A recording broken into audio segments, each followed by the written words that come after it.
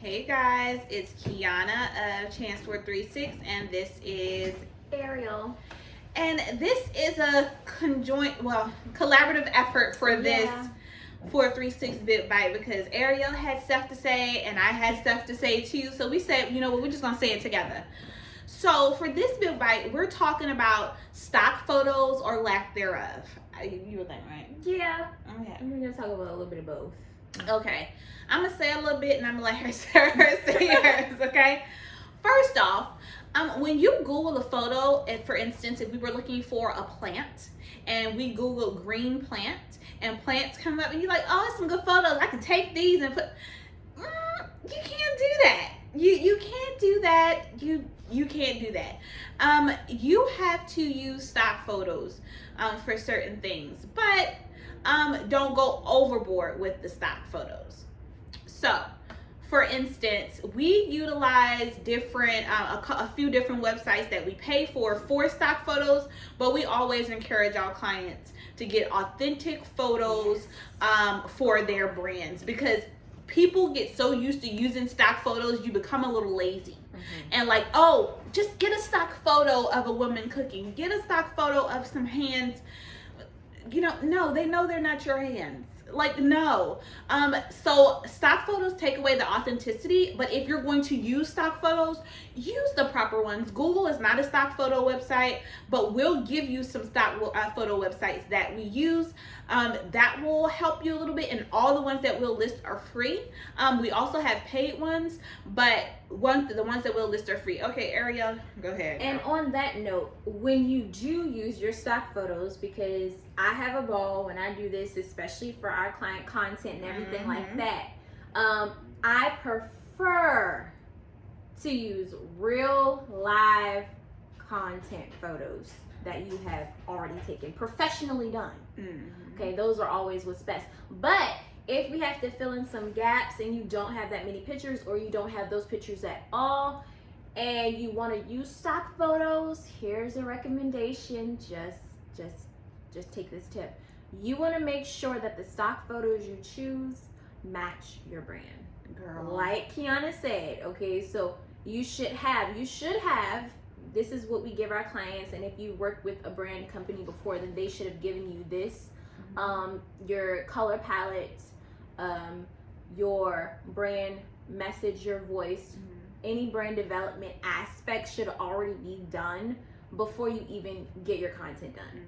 So you should have a good solid idea of who you are as a brand, who your audience is, what your color palettes is, all of those things, so that when you do pick stock photos, everything matches and it's consistent and it flows on your social media grid. Absolutely. Because aesthetics is everything. Before anybody sees or hits on a post to read the caption, they're looking at them photos and what your grid looks like aesthetically. So if you're going to use stock photos, make sure the pictures, the people in the pictures are actually a part of your audience, and it's not just some random like family, and you're not even talking about families, you're talking about individuals, or you're talking about a certain population, but your photo does not match at all what your brand stands for. Absolutely. Like, it's a dead giveaway. Just don't do it. Or all the settings look different. Yes. Like, oh, they're in this setting at this house with this beige couch. Then the next one, oh, I'm in a setting at a cafe. The next one, I'm back at the house, but now the couch is red.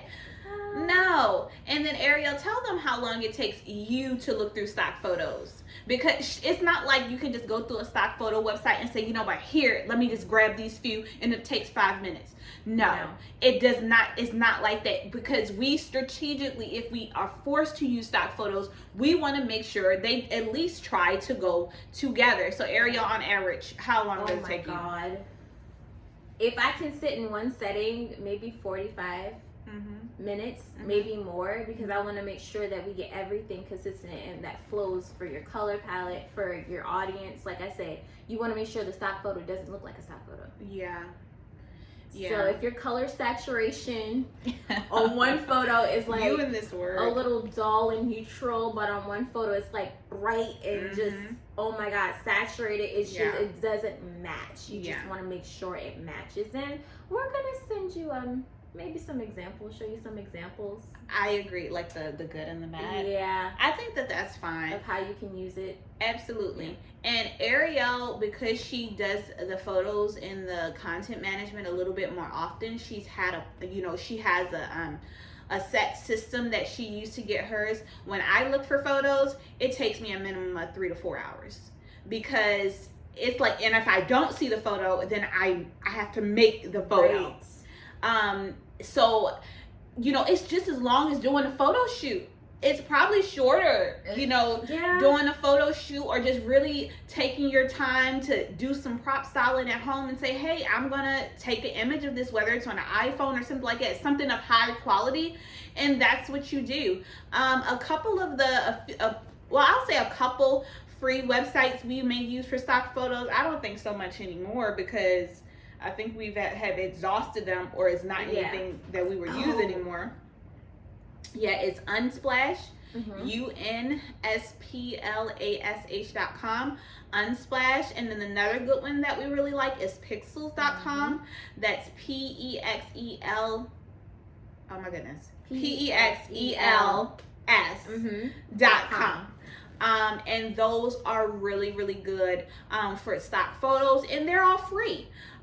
So just the next time you're looking for a photo for your brand, say, is it a stock photo? Is it high quality and stuff like that? And a lot of times when they allow you to download the photos, they're going to give you a couple of options. They're going to say small download, medium download, or large download. That has everything to do with the resolution of the photo. I don't care if I'm downloading to post for social media. I want a large download regardless, because I know it's going to be the highest quality. Yes. The file may be a little bit bigger, but that's okay, because I don't want to compromise the quality of anything. Period. So just be mindful of that. We just wanted to share that with you guys, and let us know if you have any questions. But remember, always, if you have the opportunity, do your own photos, because no one else will have them. That's not. It was one stock photo. Okay, and then I'll let you go. It was one stock photo that I had, I would say about 4 years ago. And when I tell you, I see it everywhere now, I'm like, oh my I God. can't. I was just about to say that. Like, when you see stock photos on repeat, like, just stop. And it's no minimum. They don't say, oh, only 10 people can download this. No. And there's sometimes they'll tell you the amount of people that download it, and it'd be like 500,000. And then when I see it on a billboard or for a certain commercial, I'm like, oh my gosh, I cannot do this. So yeah, but if you take your photos, no one else is gonna have them. Original. So yep, talk to you soon, guys. Bye.